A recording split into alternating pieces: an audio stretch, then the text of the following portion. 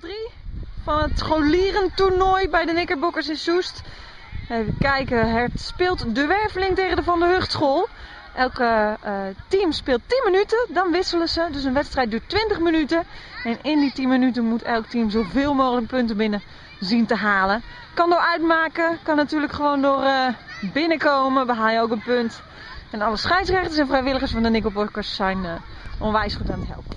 Goeie.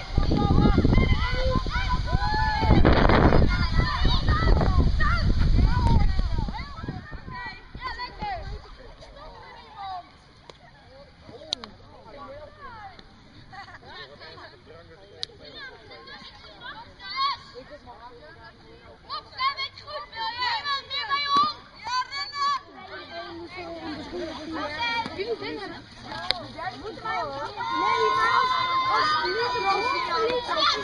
niet over door, dan moet ik dan rechts 1.